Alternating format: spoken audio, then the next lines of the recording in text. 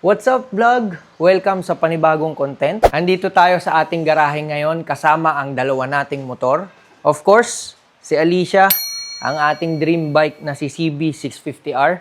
At ito, ang aking daily bike, ang Honda Click V3 na si Amelia.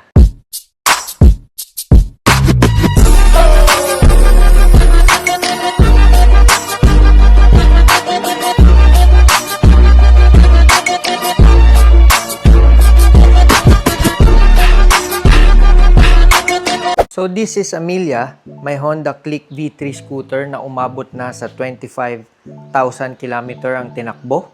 This is my daily bike na pinapamasok ko sa trabaho. Actually, ito talaga yung primary bike ko dahil pang day off bike lang natin si CB. So almost 4 years ko na rin siyang gamit. Wala akong naging problema sa kanya. Deserve niya talaga ng upgrade.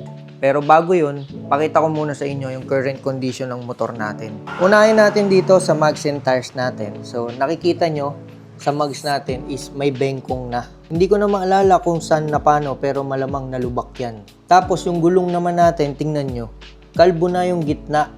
Yung gitna lang yung kalbo. Hindi na pantay yung kayod niya. Pag tinignan mo, kapag lagi kasi kayo nasa tamang PSI na gulong, makikita nyo yung wear niya is dito lang talaga sa gitna. So, kitang-kita, tingnan nyo pag iniikot, parang hindi na pantay yung kayod. So, almost 4 years ba naman pa tayo nagpapalit ng gulong. So, time na para i-upgrade. Then, ito naman, shock absorber. Papalitan na din natin itong shock absorber. Wala naman siyang issue, pero hindi pa naman siya sira. Pero gusto ko palitan ng adjustable preload dahil napapansin ko, iba yung play niya kapag solo lang ako, tsaka kapag may kasama akong OBR. Kaya i-upgrade na rin natin tong shock absorber na to. Next naman, mudguard. Ito yung current ko. Nakikita nyo, nabakbak na. Yan, sa kakatama ng pressure washer yan. And siguro, due to wear and heat, lumalabas na yung tunay niyang kulay. Nawawala na yung paint niya. Functionality-wise, wala namang problema to. Tapos, ang heart ng ating mga scooter, ang CVT at ang air filter natin. Yung tinatawag nilang panggilid. So, same thing din. Wala tayong issue sa takbo, sa performance. Wala akong problema. Puro linis lang pinapagawa natin. Pero this time for 25,000 kilometers na odometer. Nag-come up tayo, napalitan na natin yung drive belt niya, yung ball rollers, pero stock pa rin kasi mas gusto ko yung fuel efficiency niya. And syempre, air filter. Kasi nag-iiba na yung hatak niya kahit linisin. Iba pa din kung bago yung air filter mo. Then ito, kung nakikita nyo, medyo bengkong din. I-upgrade din natin siya, lalagyan natin siya na plate protector para hindi na bebengkong yung plaka natin. And then ito, signal light. Pwede ring mabali yan, tapos may mga linya yan. That's why, meron ako nakikita sa online na merong signal light protector para hindi siya mabali, for safety na rin. Tapos, battery, tingnan natin. Good thing dito sa Honda Click scooter natin, nakikita nyo yung battery voltage. Kapag nakapatay siya, 11.9 volts na lang. Pwede pa talaga yan, pero more than 3 years na gamit mo, sobrang nasulit mo na yung battery niyan dahil lagpas ka na sa average lifespan ng battery, which is 2 to 3 years lang. So nag-come up ako, napalitan na dahil mahirap din. Wala namang kickstart itong Click, so medyo risky kapag sa labas ka inabutan. Preventive maintenance na din ang gagawin natin. Tapos ito, stock side mirror, nakikita nyo naman. So long stem side mirror siya. Wala lang, ito yung existing niya, parang giraffe kasi sa akin eh. So papalitan lang natin para mag-iba naman yung tindig, magkaroon naman ng konting forma. Tapos para maiba naman yung looks at para bago sa paningin, palitan natin yung decals niya. Para sa akin ang generic kasi. Stock seat, so nakikita nyo naman buong buo pa. Favorite tambayan ng mga pusa to kahit sa mga ibang scooter, lalo na kung pinaparada nyo sa labas. Kaya kita nyo, marami na siyang kalmot. Ayan, kung nakikita nyo, may kalmot na siya.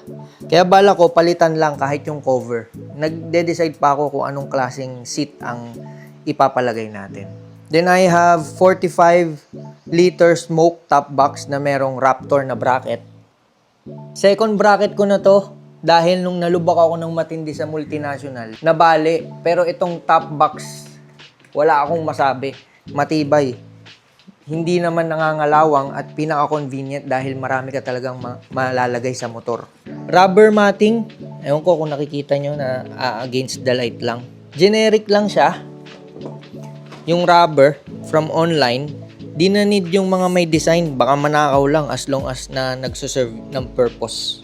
Stock headlight ng mga Honda, I have no idea sa ibang brands pero napakahina ng stock headlight nito. Kaya nagpakabit ako ng mini driving light.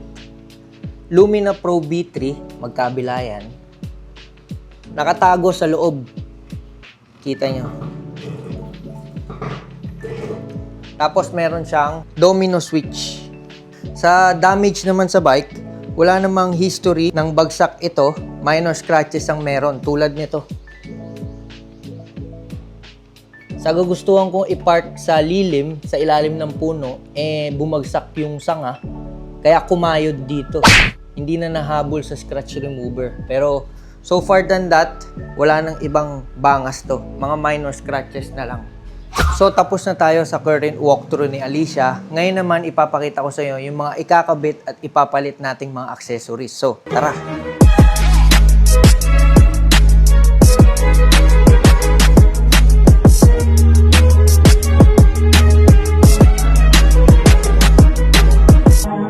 Yan lahat ng mga ikakabit at accessories natin kay Alicia. Unahin natin dito sa mugs. RCB SP800. Sa mga next episode na lang natin i-reveal kung anong itsura pati yung installation niyan. Abangan nyo, pati na din yung ipapalit nating gulong. This is the RCB MB2 series. Yan, adjustable ang preload tapos meron na rin siyang bote. Pinili lang natin black para medyo minimalist yung setup and partner talaga siya sa white na click. Battery, sabi ko nga sa inyo, papalitan na natin ng battery. First time natin magpapalit after almost 4 years. So, syempre, dun tayo sa stock at subok. Yuasa, factory activated, maintenance free na yan. Stock na ball rollers, alam ko 14 grams, correct me if I'm wrong, pero 14 grams. So, sa CVT natin, yung last na cleaning is merong 2 bangas na bola. So, kailangan set mo na siya papalitan. That's why, ayan, papalitan natin. Tapos ito, yung ignition key cover, medyo gasgasin kasi sa click. Kaya, tayo, carbon. Pero, authentic. Visor, konting forma lang para medyo ma-distinguish naman yung motor natin sa ibang click kasi sobrang daming click sa daan. So, papakita ko rin sa inyo paano mag-install niyan. Double-sided tape lang yan. Ito, double-sided tape. Ito yung mga emblem natin. Napapalitan na natin yung decals. Gagawin nating emblem na lang. So, minimalist design and clean setup design. Tapos, ito, yung sinasabi ko, yung acrylic plate cover. Yan. Parang pandagdag protection lang para iwas bengkong yung plaka natin. Tapos ito rin, ito yung signal light protector cover, aluminum frame. Yan o. Medyo mabigat siya. Tapos, ito yung drive belt. Yan, original yan. Palit tayo ng drive belt. Hindi tayo binigo ni Click ng 25,000 kilometers. So, another 25,000 kilometers for this drive belt. Ito, papalitan natin yung mudguard natin. So, medyo extended siya. Makikita nyo, medyo mahaba. Yan. Hopefully, it serves its purpose. Tapos air filter, yan ang importante, air filter. So, kailangan original kasi maraming mga napepeke niyan, nire-reuse. So, dapat alam nyo paano ito itignan. Tapos ito, lever guard, yan. Brake lever guard. So, papakita ko na lang sa inyo kung paano natin i-install to. Medyo hindi makita sa loob eh. Tapos ito ang lakas makapogi, side mirror. Magiging parang stealth side mirror siya na pipihit-pihit siya. Ayan. So, all set na tayo sa build series natin kay Amelia. So, subaybayan nyo ako. Ipapakita ko sa inyo sa mga next episode yung mga pagkabit at pagpalit ng mga accessories na pinakita ko sa inyo. So, sa mga gustong sumubaybay, don't forget to hit that subscribe button down below. And paano? See you sa next content.